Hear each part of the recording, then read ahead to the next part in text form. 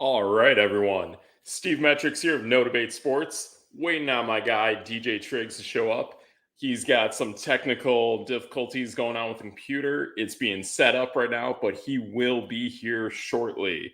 So stay tuned, and we'll have him here, and we'll be talking a lot about NBA season kicking off tonight. We have week 8 of the NFL. We have some weird things going on with a couple receivers in the NFL, and how does that impact their offensive rosters and fantasy as well? And also our picks. We got 5 up for debate once Triggs is here, and we can roll through that. And what else do we have? I want to say, oh, yes, we have the Bono pickups and the waiver players that you should be targeting for week 8. So a lot to get through tonight.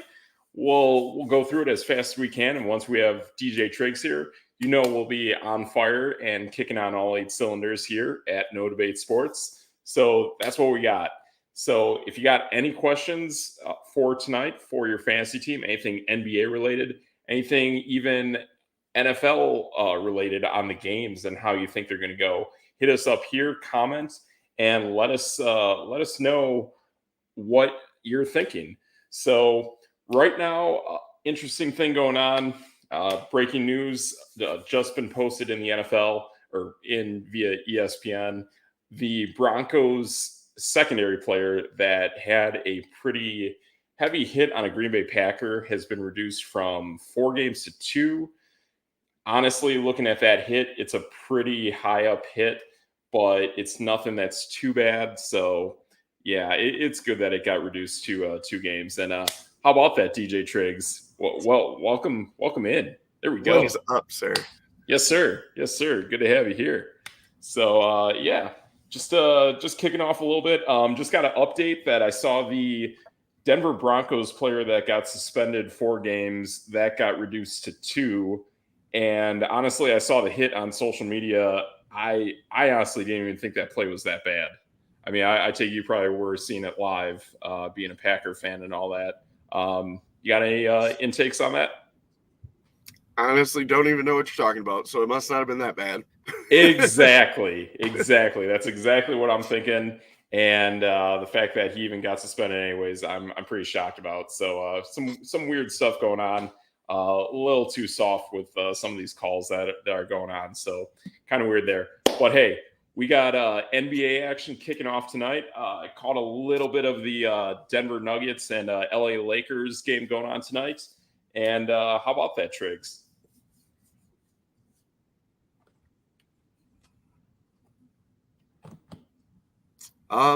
Yeah, I haven't caught any of it yet, so I got it on the back burner so that I can pop in after we're out of here. But Totally. It's one of those games where the matchmakers were like, when they were setting the schedule, they were definitely thinking, "Ooh, let's get the NBA champs against LeBron on day 1." And yep. I mean, that's pretty smart. Yep.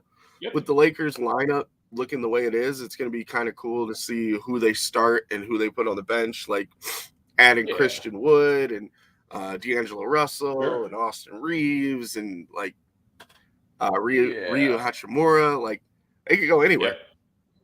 Yeah, I saw a pretty bad shot from Rui Hachimura, but I mean, that guy's a good player, and I still remember him really balling out when he was at Gonzaga.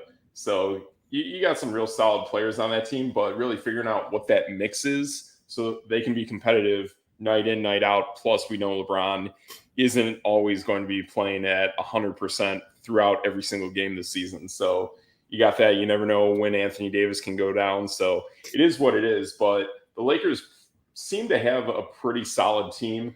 But I do think they're definitely going to have some growing pains going through it. And my goodness, LeBron James just got rejected going to the rim pretty hard. Oh, wow. I don't even know the guy's name. But, yeah, so how about that? But pretty cool stuff there. So yeah, we got that. And then I'm also really excited for the game that comes after that between Phoenix and Golden State. I think that's a really cool game. Right. And with that, the big thing is, like, where does Chris Paul start? Does he come off the bench? During preseason, he came off the bench in one game, played 30 minutes, had like 9 assists. So that could be pretty cool. Yeah, and obviously Phoenix has got like a whole new lineup. So that'll be interesting.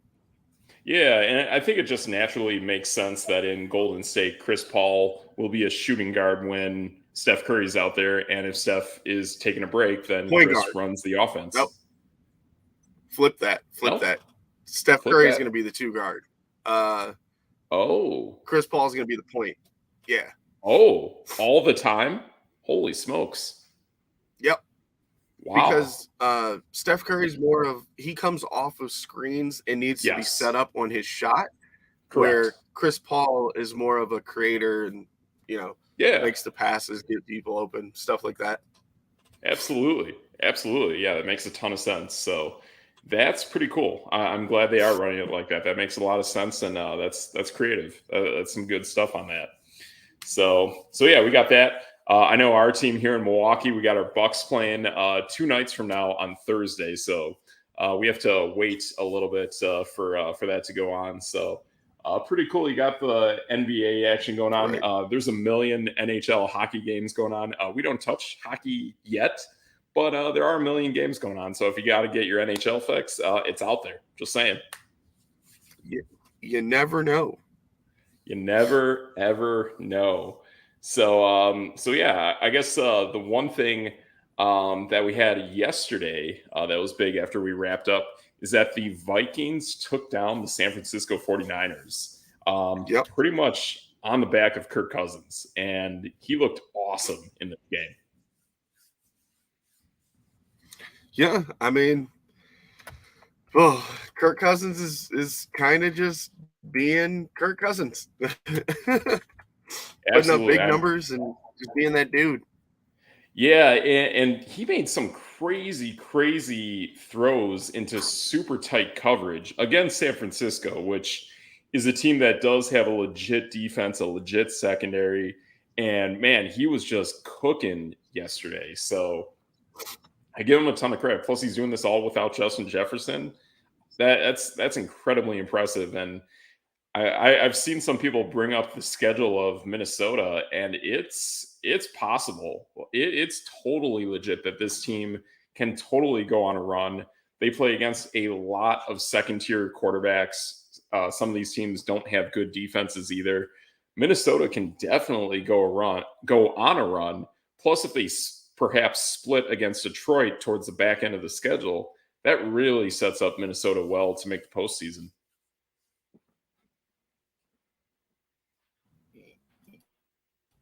Minnesota's a weird case. They could either be really solid or they could be really bad. Their run game is basically non-existent, so it's Kirk Cousins for everybody. I think he gets a little caught up with Jefferson on the field, and it's kind of cool to watch him play without Jefferson because he's not looking for just one guy. Totally. Yeah, definitely now without him. There was even a moment where Jordan Addison was out of this game, and then it was really a lot of Brandon Powell and TJ Hawkinson. So pretty good stuff there. I do like the way that Mike Flores is really starting to figure out that defense. I loved how they really brought a ton of pressure on Purdy and then put some guys in the backfield to really second guess his progressions. It definitely failed once when Christian McCaffrey rolled out and then ran pretty much with nothing but open grass on the flat. But it does take its risks. It does do what it's designed to do.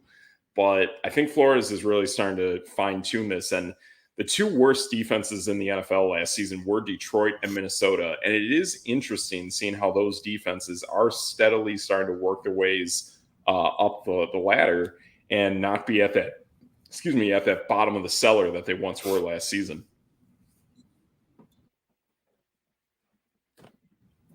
Yeah, I don't know the numbers off the top of my head, but yeah, I mean Detroit's a little better, but again, we looked at it yesterday. They played a lot of bad teams, so I don't even know if they're actually that good. And Minnesota's just kind of in the middle of the pack. Yeah, I mean, still way, I'm way gonna try to better than find it what as fast as I Minnesota. can. Yeah, totally.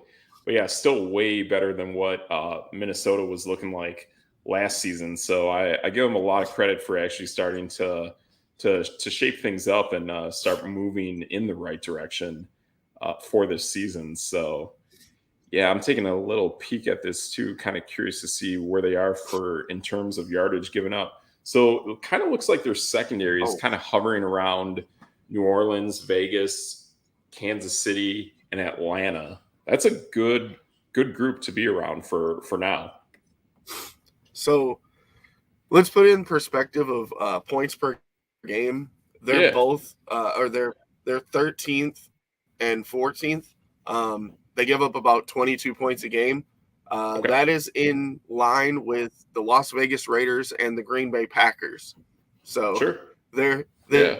they're kind of just meh at best. Yeah. It's not too bad. It's definitely much better than what it used to be. So both Vegas and Green Bay do have better looking secondaries. So I give them credit for that. So we'll see what happens out of Minnesota throughout the year. But I think this is definitely a team that will definitely make a run for the playoffs. Right now, as it stands now, Minnesota would be the 8th seed, working its way to fight into the postseason in the NFC. So I think they can definitely be better than every team in the NFC South. And then all they have to do is fend off one of those teams from the NFC West, and they're in. Yeah, And I think a lot of people are giving a lot of credit to Dallas and the win they just had against San Francisco.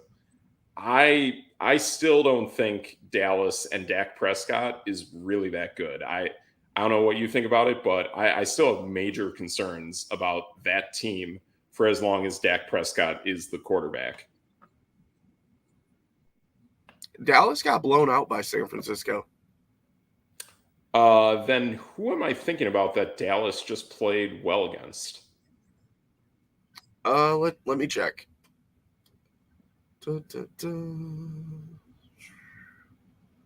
Because I know they Boom. just had a game in prime time and they played very well. I forgot who it was against though.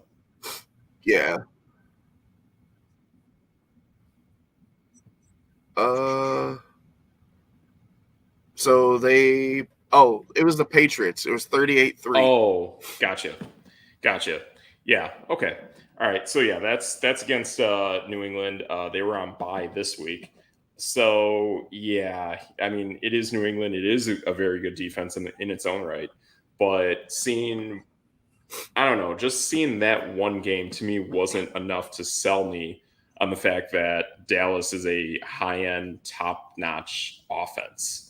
I think Tony Pollard's great. I think No. CeeDee Lamb is great. I do like their tight ends, but I really don't like what's going on at quarterback. And to me, I would rather see Cooper Rush out there at this point. Yeah. The next week, San Francisco beat them 42-10. So Oh, they geez. went from blowing out a bad team to getting like mopped by a good team. Yeah, exactly. So, yeah, not the greatest of what we're seeing out of New England. I mean, sorry, out of Dallas. So a little bit rough around the edges with that offense. But when I really think of all the quarterbacks in the NFL, I really put Dak Prescott towards the bottom. I just really don't think he's that great. And again, he tore his labrum, and then he had the UCL injury. So I think those things are totally playing a part into his strength and his power. So Dallas is middle of the pack against the run, and they're number 3 against the pass, which gives Yep. them a number 5 rating overall. But I think it's just them having a pretty solid secondary and a good pass Yes. rush. And again, Yes. it's who they played to.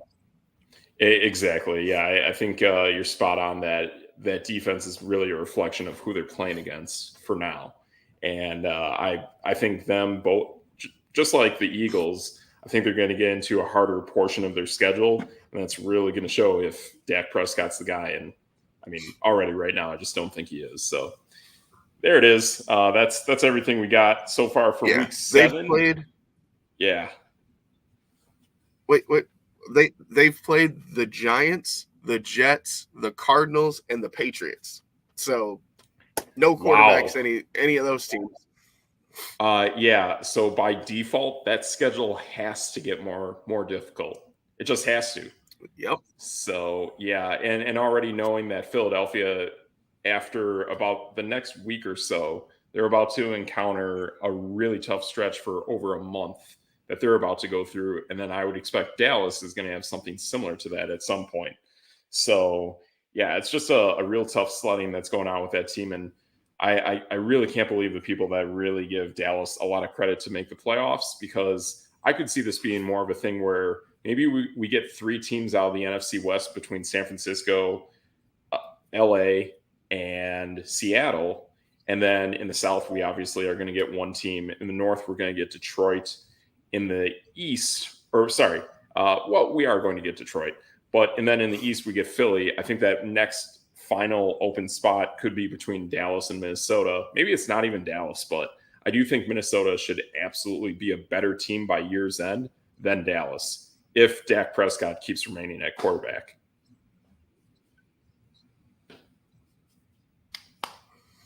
Yeah. I mean, by default, I kind of have to give Dallas that spot just because they get Washington a couple times. They get the Giants again. You know, like they have some pretty easy wins. They play Carolina. Sure. So there's a handful of wins to probably get them to a 10-win team, and they'll get in somehow. Totally. Yeah, it can happen. It can happen. So there you go. That's everything we got from week 7. And now we are on to week 8, Triggs. And we got some interesting games going on. So what game you want to look at first, Triggs? Ooh, let me bring up my list of games. Let's see. Number 1, let's go to Thursday. It's Buffalo and Tampa. Gotcha. So Buffalo and Tampa, that is pretty interesting.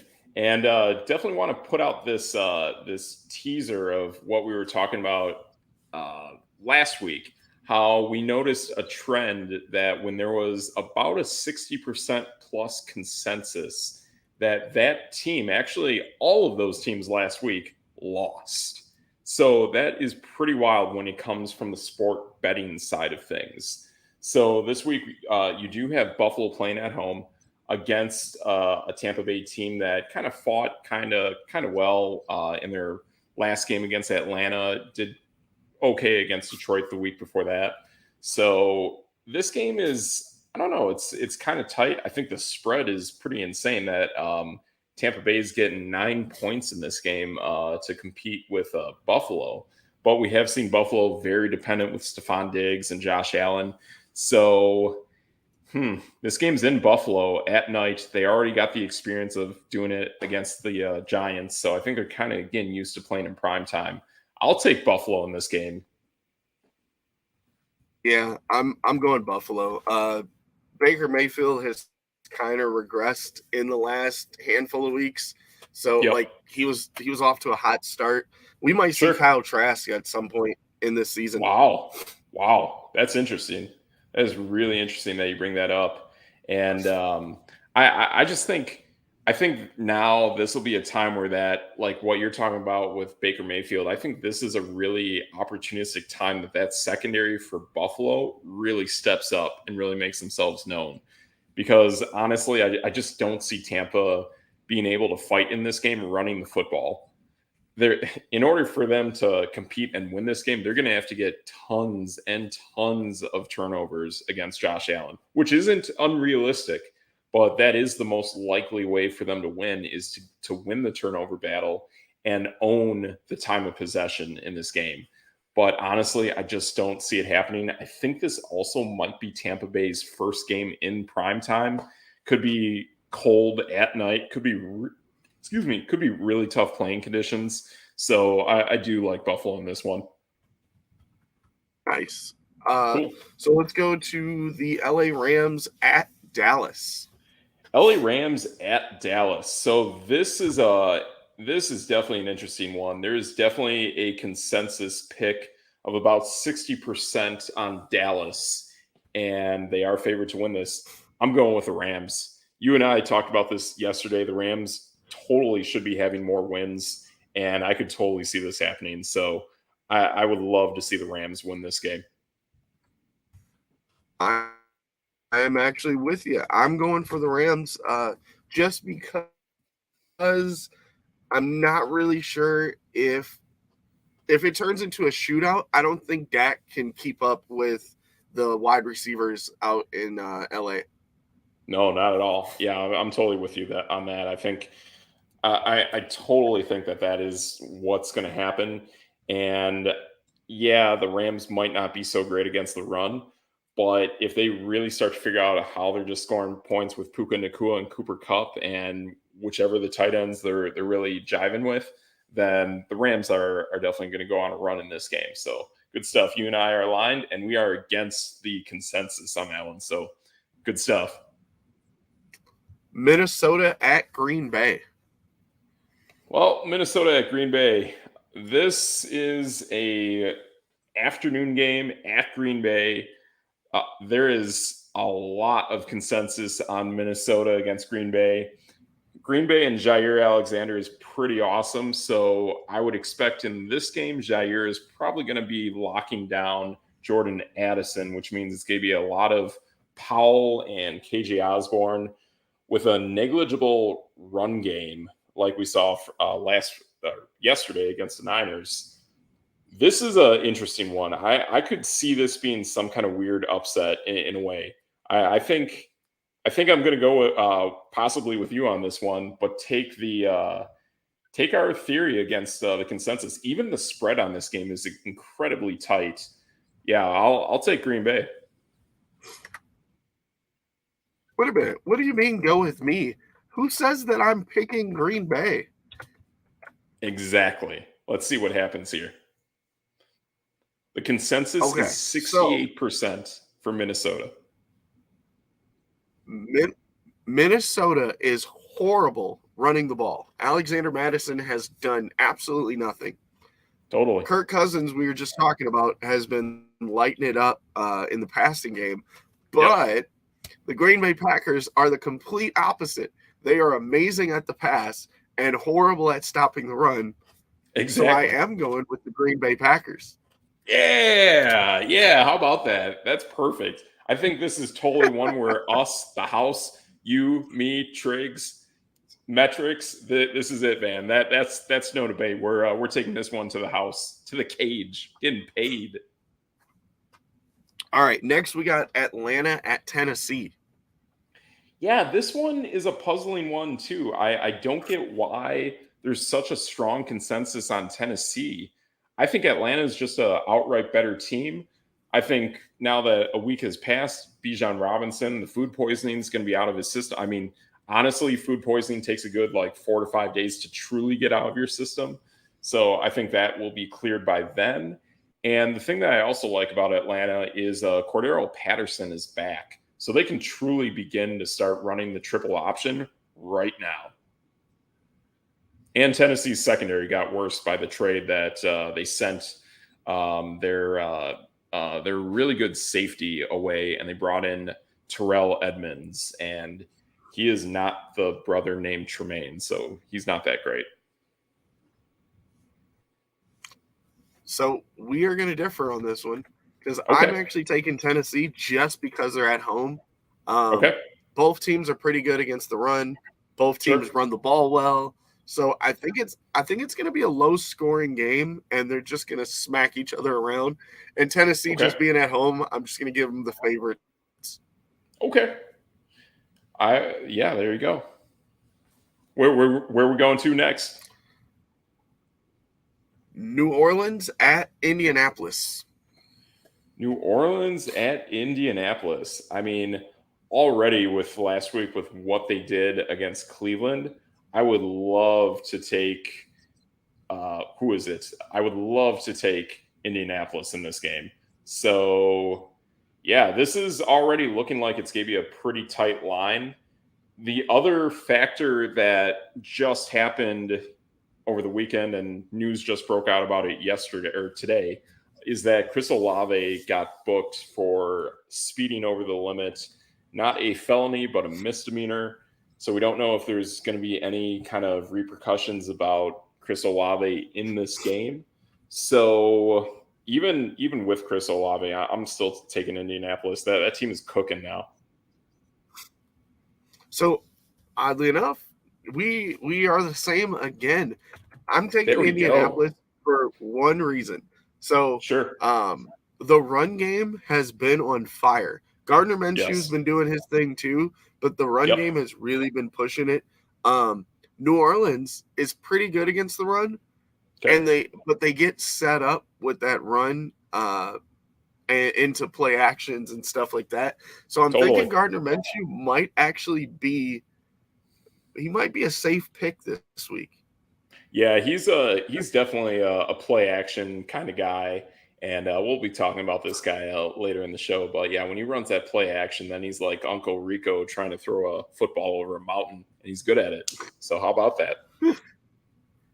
All right, this next one, normally it wouldn't matter, but one team came off of one of the biggest wins that we've ever seen, I guess, this season, and one team lost.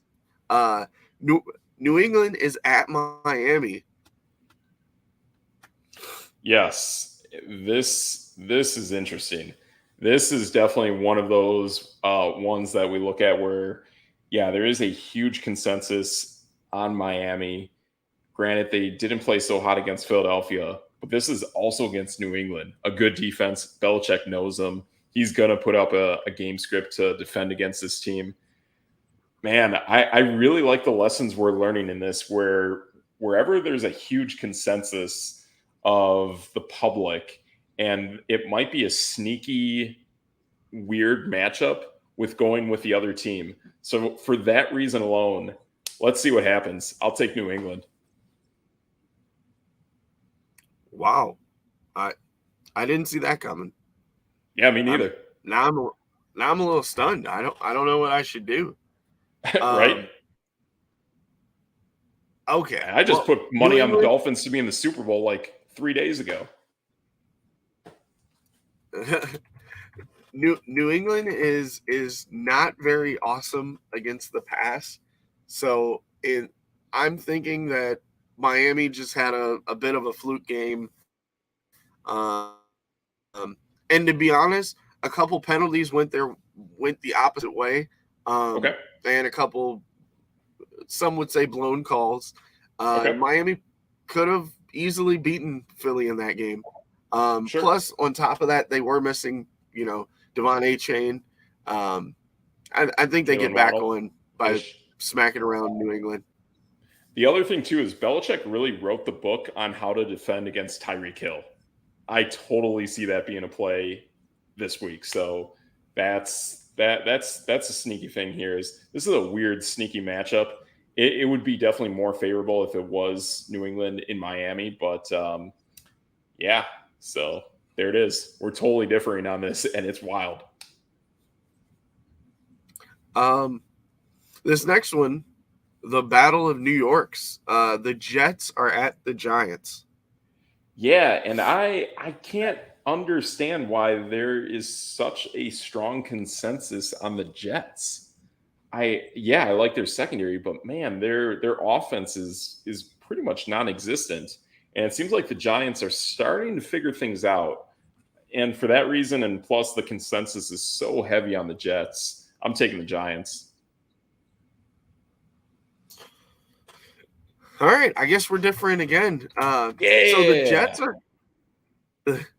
Jets are they're one of those teams that can put up some good running, some good rushing numbers, and the Giants are not very good against the run. So I'm gonna go Jets.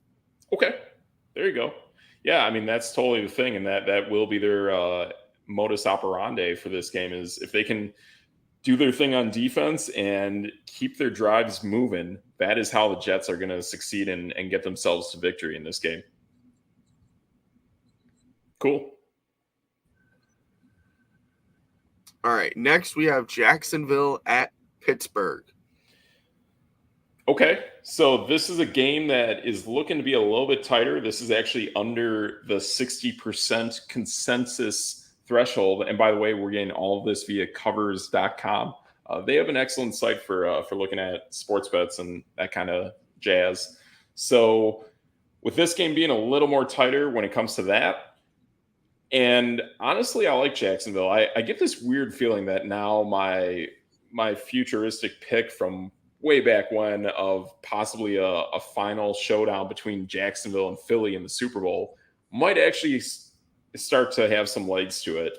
And I'm going to go with Jacksonville in this one. I truly think that is a complete team, a really great defense. I like what's going on in Jacksonville. It's a little wonky. I hate the offensive line, but it is what it is. So this one took me a minute to kind of pick. So the fun part about this one, so Jacksonville is dead last against the pass. And yes, Pittsburgh terrible. Pittsburgh is 28th against the run. Now, Jacksonville can run the football, which ETN has been having some pretty good games. Yep. But to me, Jacksonville being good against the run, like Najee Harris hasn't been running very good at all, and Pittsburgh's still been able to win. So I'm actually going to go with Pittsburgh just because Jacksonville's bad against the pass. Yeah, that totally makes sense. And yeah, I could see this being a very interesting week, especially for people doing dailies out there. I think this is totally the kind of week where you combine a George Pickens and a Kenny Pickett. Makes sense. Philly at Washington.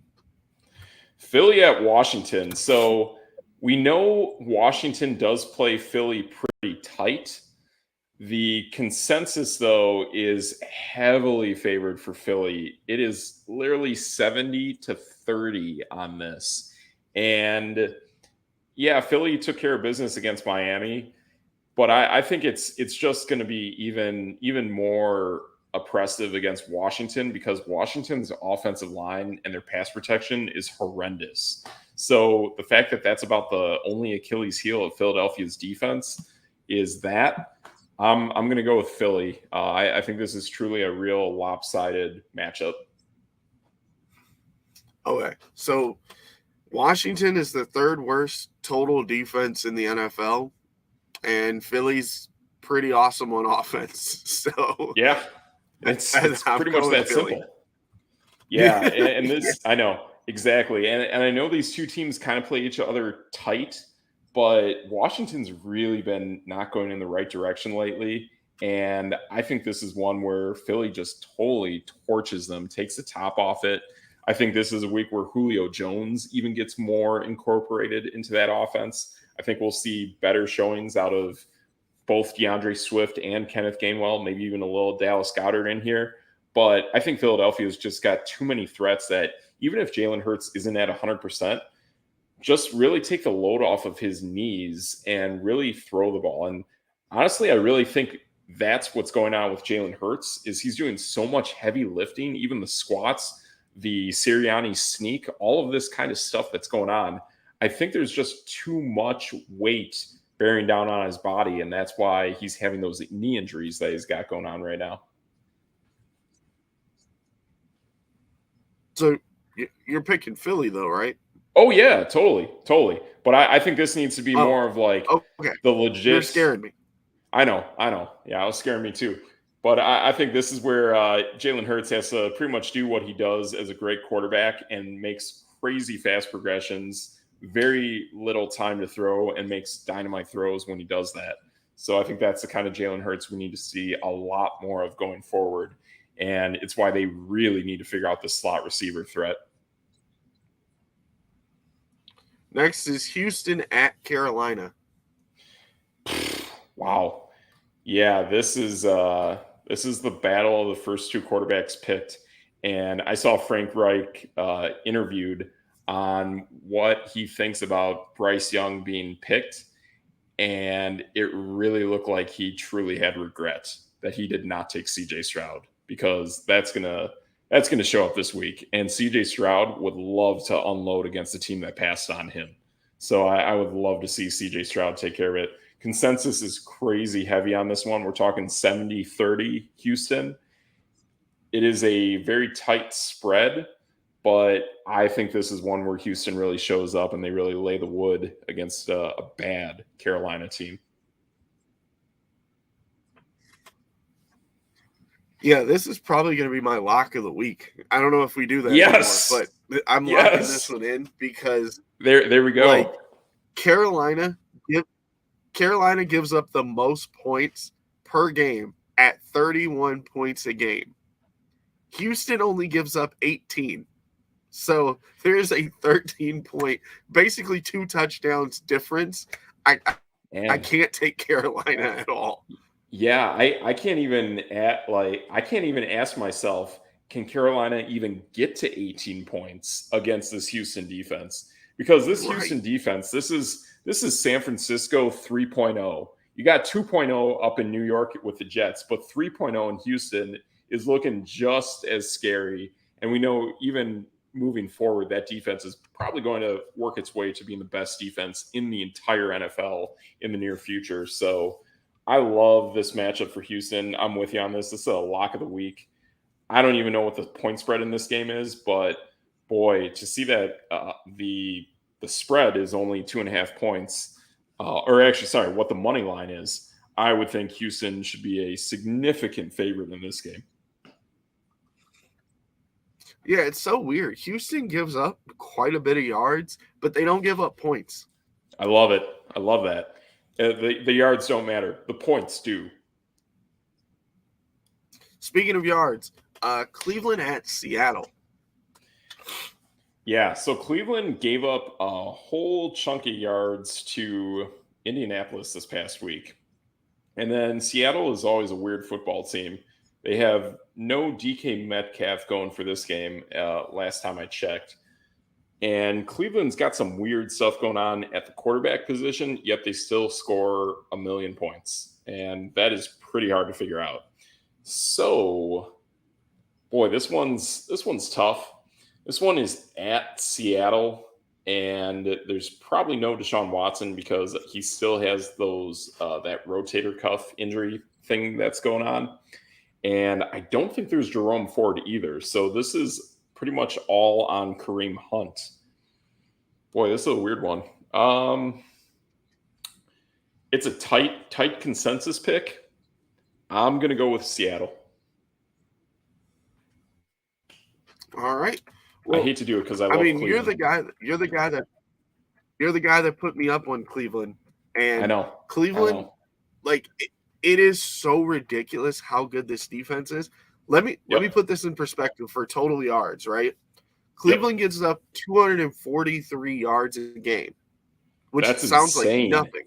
Nothing. They're number one. They are number one. Yep. Number 2 is Baltimore, who gives up 271, almost a 30-yard gap between 1 and 2. That's massive. Yeah, I can't pick Seattle and be happy about it. So I'm going to go with Cleveland just because of that defense. Right. There was some weird Cleveland stuff communication-wise in the secondary in this game against Indy. Cleveland is flying across the country to go to Seattle. This is a late afternoon game as well. So I think there's some weird jet lag factors that can play a part in this. The fact that it is at Seattle, they have a great home crowd. That's the stuff I'm going to rely on for this game, but it hurts me on the inside to pick against Cleveland, Triggs. I hate doing it. I love this team. I can tell. Yeah. Well, let me give you an easy one. I'll set you up with a softball. Okay. Kansas City at Denver. Again, Kansas City is on this tour, literally the Eras tour of the Kansas City Chiefs, and playing against the worst secondaries that you can possibly come up with for a month-long stretch. And yet again, I think they are going to torch the Denver Broncos for as long as there's Travis Kelce out there, obviously. Yeah. Kansas City, like you just said, they've been playing really soft teams, and they just been blowing them out, just beating them up. Kansas City's a top 10 defense. So They are. I got to go Kansas City. Yeah, the way Spags dials up that blitz and the way that things are now really starting to come together, especially with now Chris Jones being in the mix, this all adds to it. I think things will change once they start to show up against different opponents. And I think as the season gets longer, that will make things more difficult for Mahomes and Kelsey. So we'll see what happens, and we'll definitely see what happens come playoff time. So there you go. We both got Kansas City for this one. Baltimore at Arizona. Another easy one. Boy, another easy one. And Arizona cannot stop anything in the air. And considering what Baltimore just did against Detroit, I see it happening again. I have Zay Flowers in fantasy, and seeing what his matchup was last week and then seeing his matchup this week, I just don't see any change. It looks like, again, he's going to have a massive day playing in the slot. You said they can't stop the pass. They can't stop the run either. They also can't stop teams from scoring on them. Eesh. And the big thing about Baltimore is a complete opposite. They are number 1 in points allowed at 13 points a game. So, yeah, Arizona doesn't have a chance. Yeah, this is a solid team, great defense, great offensive line. They're really starting to figure out their stride. And I love the quarterback play we see out of Lamar Jackson. Maybe this is, if things go the way they go, I would love to see Lamar Jackson get MVP. If that's how things shake out, so be it. But I just feel now we're seeing the best quarterback play out of him ever, including the year he won MVP. I really don't care what the numbers say. Just really looking at everything that's going on with Baltimore and how he plays each and every game now, it looks fantastic. Yeah. Remember, that was my dark horse for MVP, and I was kind of laughed at. I'm not gonna lie. Oh no! Wow, that's cool, man. That is pretty cool. I like it. I wish I would have put money on that. That would have been fun. Yeah, I've heard a few Baltimore Raven picks for the Super Bowl here and there. I want to say it was Ryan Clark on ESPN. I think he's the guy. I've heard a lot of hype of him thinking that team will make the Super Bowl. It is someone on ESPN for sure. It is definitely a backer of the Baltimore Ravens. Maybe it's Robert Griffin.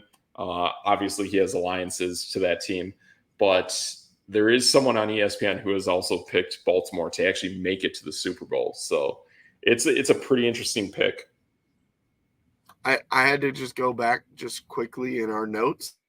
Sure. I picked Baltimore to go to the Super Bowl. Just a heads up. How about that? You're one of those guys. I like it. Mm-hmm. Yeah, that's good stuff. And I could really see an AFC championship game that does somehow boil down to Baltimore and Jacksonville. I think that's a realistic outcome.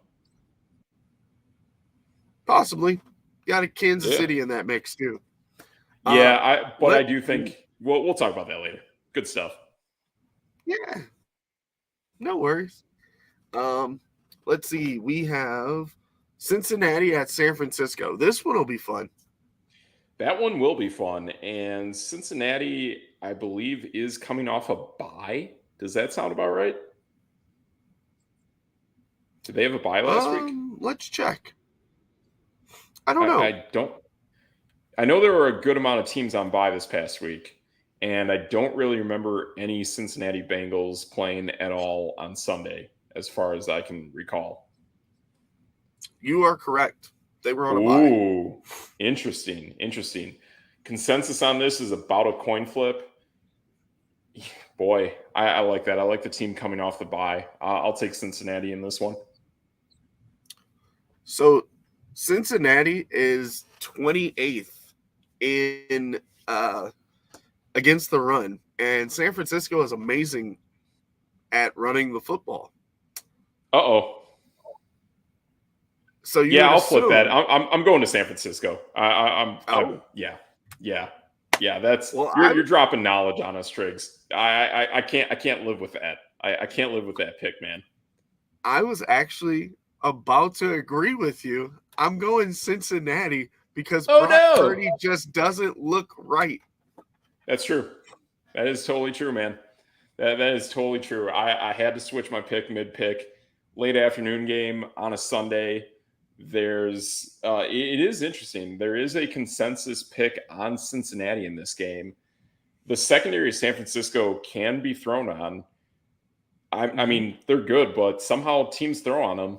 And yeah, it's interesting. But yeah, I'm going to stick with San Francisco on this one. I think they need a get right game at home, and I think this is it. But then again, you do not want to play Cincinnati has had 2 weeks now to prep for this game and seen a lot of good stuff yesterday that they can use for what they want to do on Sunday. True story. Cool. So we have Chicago at the Chargers. Chicago at the Chargers. Yeah, this is an interesting one. There is a consensus of 58% on the Chargers on this one. And there's a lot of good things that should be indicating that LA should win this game. But I just saw Chicago in person, and yeah, that's going to make me a little biased. I see something going on with this Tyson Bagent, and LA's secondary is dreadful. So I'm going with Chicago. So LA is the absolute worst team against the pass, but they absolutely shut down the run, and I can't, with good faith, think this backup quarterback is going to do that 2 weeks in a row. So I'm gonna go with the Chargers. I'm also personally hoping that this game goes for Chicago, because I would love to see everyone just gang up and devour the Chargers head coach for being 2-6 with Justin Herbert. I mean, they're going to run him out of town if that happens. Trust me, I'm the complete opposite. Or I want 2-5. everybody to jump on this Bagent guy's bandwagon so that Justin Fields gets cut. Okay. Yeah, I mean, something's going to happen. I know we went through this yesterday, but like I just don't think the guy's a good quarterback, and like he gets so overhyped, and they still lose. And then I'm like, why are we hyping up this guy that doesn't win? I don't know. Yeah, I know. I mean, wins definitely matter, but he is a guy too that I definitely would like to see with a really cool quarterback guru kind of coach. And I just don't know if that's really working with him in Chicago right now. So I think he needs a change of scenery. Where that would be exactly, I don't know. But 100%, if Carolina is the worst team in the NFL and Chicago has that pick will be Caleb Williams. They will have Jim Harbaugh as a head coach, and that's life. That's the way it's going to be. When that happens, Justin Fields gets dealt immediately to whatever suitor they think is a good fit. I'm with you there. Last but not least, we got the Raiders at Detroit. Oh man, this one's painful. This one hurts. This is a Monday night game where I know Detroit is going to be doing everything to get right. The consensus is 73-27, even higher than almost every other game. And we have no idea what's going on. I feel like as each day goes by, we get closer to Davante Adams getting dealt, and that deadline is almost a week away. So I would be totally confused if Davante Adams is playing in this game at all. And he's the only real weapon we have, and all of our quarterbacks are very questionable at best. So it's got to be Detroit.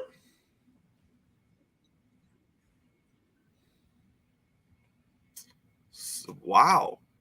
It hurts. Wow. I didn't see that coming. I did not see you picking Detroit. Believe it or not, the Raiders are a top 5 team against the pass.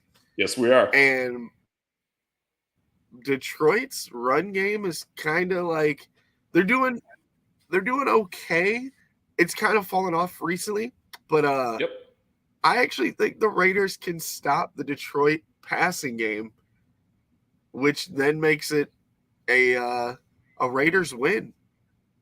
Interesting. Yeah, no, there is There is legitimacy to that. And the thing is, too, I mean, Garoppolo is the most familiar quarterback in this offense. And he doesn't just always throw to the receiver standing on the left side of the field like Brian Hoyer did on Sunday. So that does change things. That does make it more beneficial. Is Jahmyr Gibbs going to cut us up with Khalif Raymond? Maybe. I mean, I don't know. We did okay against Cole Kmet, so Sam Laporta might not do as well, but we'll see. I do think this is a game too that, well, when it comes to this game too, isn't Detroit rather good in the secondary? Is that true, Triggs? Well, let's check. Yeah. Let me find Detroit here. No, they are Uh-oh. bottom 10. Wow, that's wild, man. Yeah, this is weird. This is a head scratcher of a game. Yeah, now that you're laying this out, Triggs. Oh man, and not only that, like that Detroit or the Raiders would be a clear underdog in this game. I want to take another look at this and see what that the point spread is. Boy, it's like 8 for Detroit. I think you're onto something here, Triggs. You know what? I'm going to change mid pick because you're dropping the knowledge like a pro, and I'm going to go with my team. And I think this gets you an added 2 bonus points because these are changes mid pick. So yes, this is a good thing. You get 2 bonus points, and I join you, and we go with the Raiders. We go with my Raiders in this. Good stuff, Triggs. Yeah, I like when I was looking at their defensive totals and like what they do against the pass and stuff, I was like, they're top 5? Wow, I wouldn't have expected that.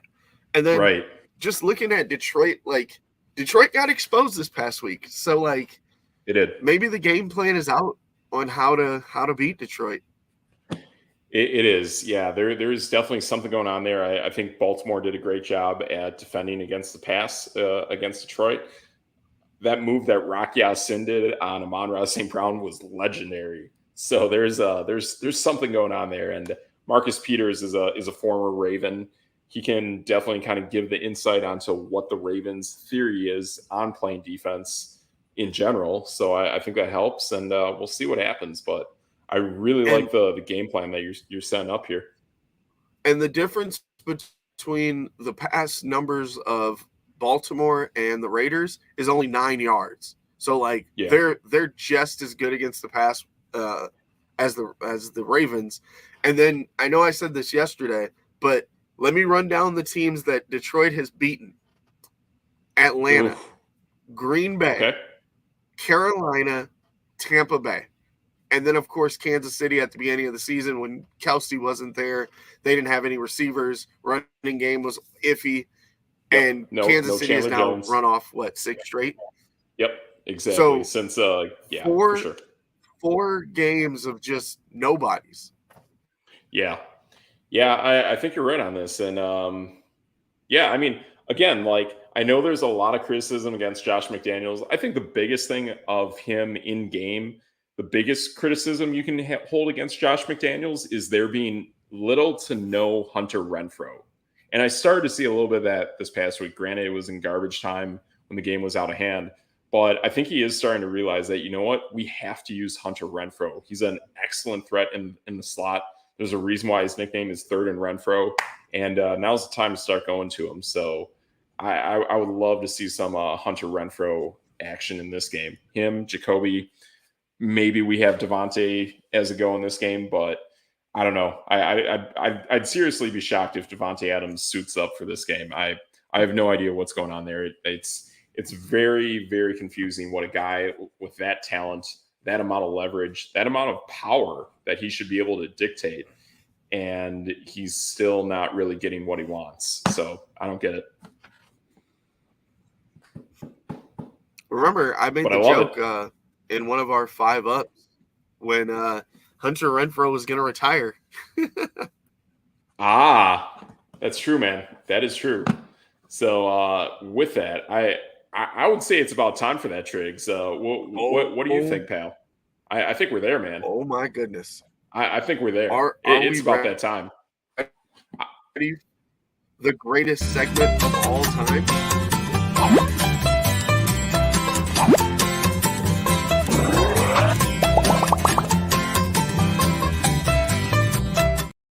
Bait. Boom. Lay it on me, Triggs. There it is. It was going nuts. I was dancing. I was having a great time. Totally. Okay. So this first one is going to be a trust level question.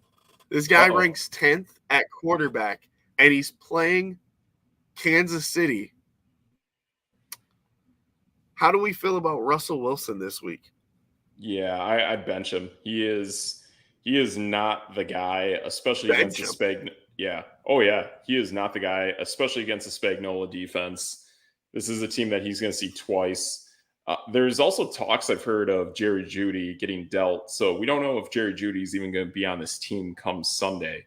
So I just think there are way too many factors going against this game. Is this game in Kansas City or is it in Denver, Triggs? Let's go back and give it a gander. Oh, it's Mile High. Mile High? Yep. Yeah, it's in Denver. Correct. So it's a little bit different of a look. Just going offhand, is Kansas City about middle tier against passing in general? Yeah, they're about that. So it's weird. Like, this is, like you say, about the trust level and everything. This is one of those things that if you have the guy who's able to start on your lineup that has a better matchup ahead of Russell Wilson, I'd go with it. But if you're stuck with him, then you got to ride with him. But I don't know anyone who would have thought going into this season that Russell Wilson at quarterback is a good idea. So just saying. There's a lot of weird trust in that question. He ranks 10th right now. Yep. He ranks 10th right now. And Kansas City is actually 6th against the pass. So they're probably a little too good for Russell Wilson. Yeah, that's fair. It's fair stuff. So, yeah, I'd probably look elsewhere. Okay, number two. Number two is, so this completely blew my mind when I was going through. So we know that Jonathan Taylor's back with Indianapolis. Last week, Zach Moss actually got 18 carries against Cleveland, and he's ranked 5th in all running backs in fantasy points. Correct. He is. However, I do feel do you still ride it out with Zach Moss, or do you start to ease him back? Yeah, I think now is the time to deal him, and this is 100% a scenario in our league with me, and I am the opposite side of the coin with Jonathan Taylor. I think now is the time to sell on Zach Moss, because I feel like if you don't sell Zach Moss now, you might be stuck with a backup running back on your fantasy roster, and then you may lose all leverage completely. So I think now is totally the perfect time to put a deal out there for a Jonathan Taylor owner to make a play on trading for Zach Moss so that Jonathan Taylor owner has the handcuff in both of them. Oh, that's not a bad idea. Otherwise, this could be in a scenario too where speaking of running backs, all right. Yes. Oh, go ahead. Yeah. Otherwise, I feel this could be a scenario that the Jonathan Taylor owner just ends up winning this kind of showdown, because if the number of reps for Zach Moss really decreases and Jonathan Taylor's increased to the point where it's just not feasible anymore, then you're probably going to just end up dropping Zach Moss, and then the Jonathan Taylor owner pounces on acquiring Zach Moss. So that, I think, is very likely. Handcuff, baby. That's where it's at. Cleveland owners, Nick Chubb owners know everything about handcuffs at this point. Boom! Guess where we're going next? Cleveland? I love Cleveland. He's only he's only rostered on 46% of teams. Is Kareem Hunt a must-add and start every week? Yeah, every week for as long as Jerome Ford is banged up, you have to. And Kareem Hunt is going to have even more, I guess, momentum or whatever reason he needs to really motivate him to be the number one runner in Cleveland, because Cleveland was the team that cut him. So he wants to keep that job for as long as he can. So, and this is definitely a matchup where I think Kareem Hunt can actually have some good numbers. So Cleveland is, I mean, Kareem Hunt in Cleveland is totally a must start at this point. Awesome. So we got another guy that's only rostered on 48% of teams. Okay. Rashee Rice for the Kansas City Chiefs had 5 receptions, 60 yards, and a touchdown against the Chargers, and is playing Denver this week. Does Rashee Rice deserve a must-start label now that he's on the same page with Patrick Mahomes?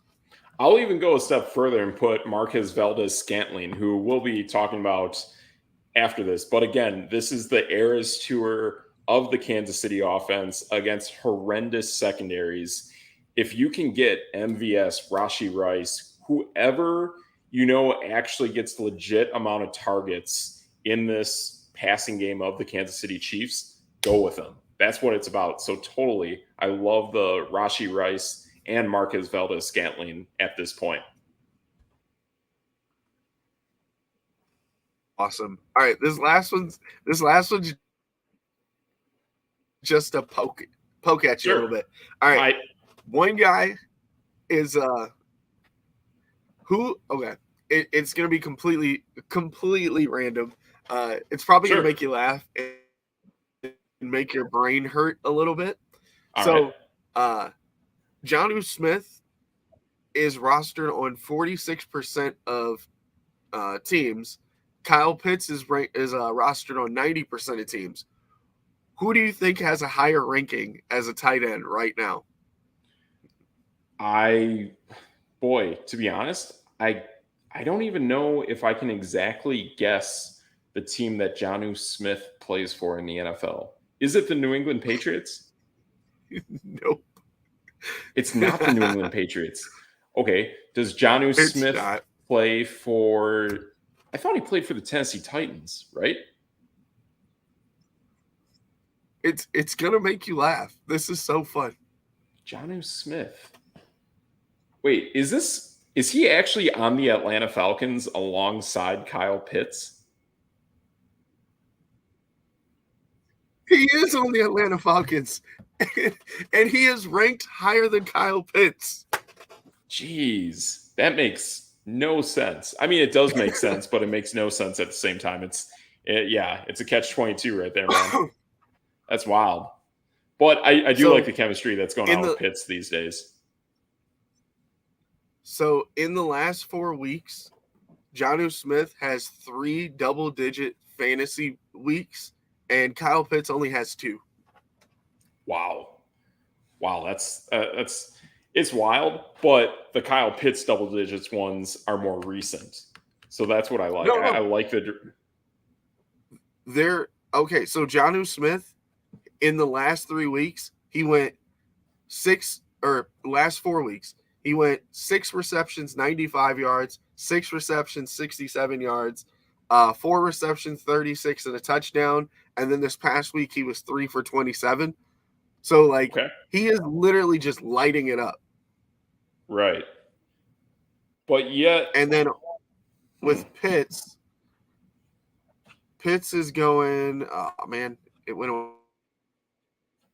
Boy, it's a mix. Right. Pitts went 2 for 21, 7 for 87, 4 for 43 and a touchdown, and 3 for 47.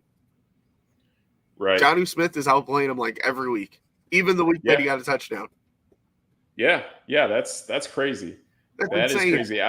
Yeah, and I think that even shapes up this team even better that they're going to be doing more 12 personnel and they're going to have more looks against Tennessee and Atlanta has a great secondary. I really love the direction that this Falcons team is going in now. So I think now this is a team that really starts to put their, I don't know, maybe puts their foot on the throat of the NFC South and starts making a play on really taking this division. And honestly, there's not much resistance if I'm looking at this schedule. I mean, it's Tennessee, then it's Minnesota, then it's Arizona, then they get a week off, and then they go toe to toe with New Orleans in division. And that will pretty much be the division right there. If they win against New Orleans week 12 and they win 3 out of these next 4 games they play, I think the division is theirs. Nice. Yeah. Good stuff. That's cool. Well, there you go. So that is all of them. That is all of our 5 up 4 debate. There it is. Good stuff. That was number 5. That was number 5. Well, how about that? I think the next segment we'll go under now is who to pick up. And then we will definitely have our bona fide player for the week. So real quick on this, I know Triggs just pointed it out, and totally the Kansas City Chiefs players, there's still some of them out there, kind of shocking, but totally get them. If you can get a Rashee Rice or Marquez Valdez-Scantling, it's crazy to think of, but they're out there. The other thing, and Triggs should definitely like this, especially now that we've both come to really like seeing Tyrod Taylor out there. Jalen Hyatt is, to me, a guy who's going to start rising up and is getting more involved in this offense. When it was Daniel Jones for the first 5 weeks of the season, at most, you only had 2 targets a game to Jalen Hyatt. At most, there were games where he had absolutely no targets. And in the second week against Arizona, it was 2 targets, almost 90 yards receiving, pretty much all in on that. But now in Buffalo, it was 4 targets for 21 yards. This past week against Washington, it was 5 for 75. Who knows exactly what this secondary of the Jets is going to really try to lock down? I mean, is it going to be Darius Slayton? Is it going to be Mikael Hodgins? They're going to have to put a lot of focus on Darren Waller. I think this could really open up things for Jalen Hyatt to really get him going. I think now is the week where that happens. So we got that going on there.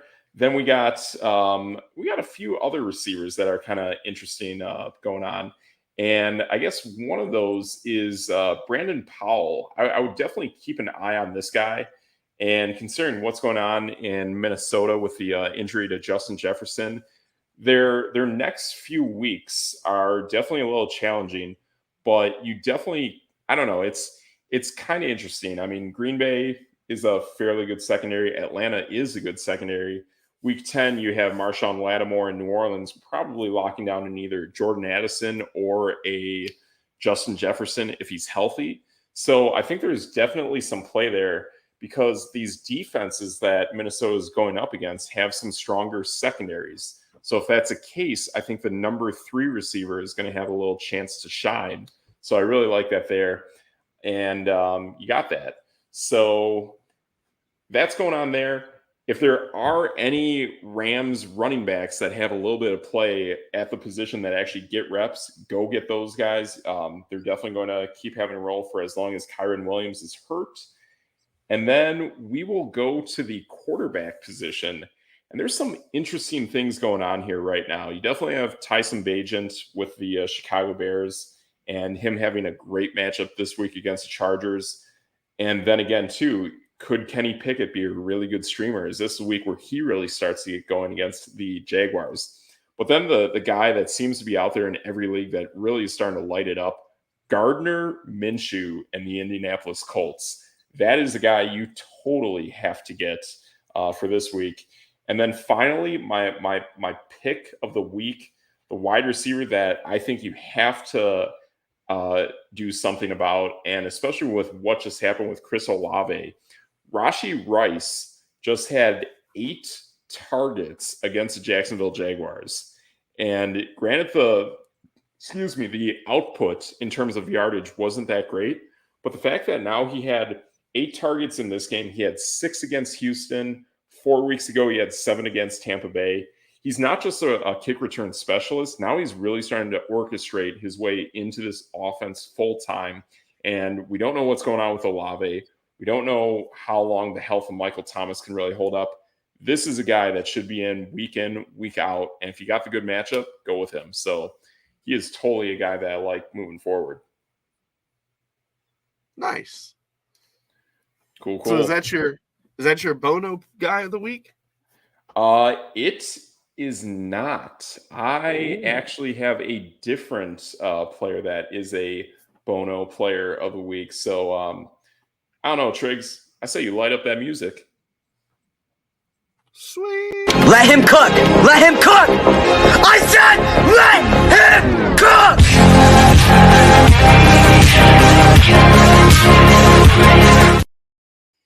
Boom. And with that, the player that just came off of a great week last week against Detroit, he is a slot receiver. He has a phenomenal matchup against a terrible defensive secondary this week in the Arizona Cardinals. That player is Zay Flowers out of Boston College. I think this week he absolutely tears up against Arizona. He is my Bono player of the week.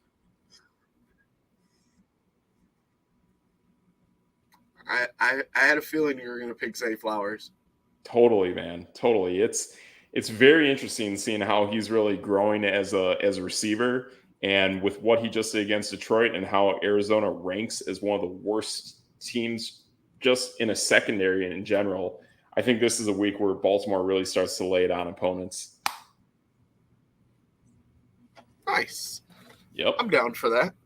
There you go, man. That's where it's at. It is Zay Flowers is our Bono player of the week. And there you go. Oh. Boom. How about that? So it's only a 72 minutes into the show tonight, but I think we're moving along at a pretty good clip. And I think we're about ready to take up a video game and show off a belt. I don't know what you think. Oh, we're taking off belts. Someone's getting beat. Get some lashings. There you go, man. Let's do it. Let's see what we got.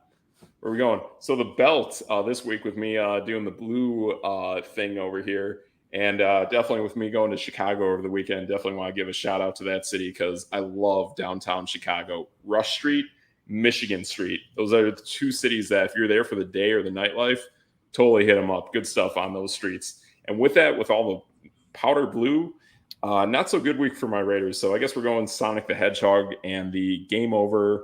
He loses all his rings. He bounces onto a row of spikes, or he runs into some villain that he shouldn't be running into. Yeah, it's a real bummer when Sonic does that. So game over.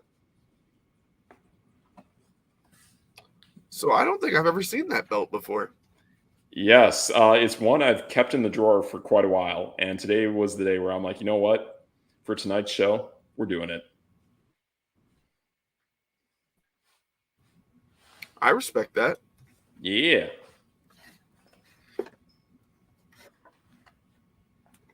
So, game of the day, we're going to go up against game of the day. Sonic's biggest rival. Uh-oh. Would that be Super Mario? Ta-da! There it is. Oh, Super Mario man. 64. That game is awesome. I remember when I was in elementary school and the N64 came out. That game, so cool. And even to this day, I think that game still ranks as one of the best Mario games out there. Totally, man. I'm not a big Mario. I'm not the biggest Mario fan, but Mario 64 is pretty awesome.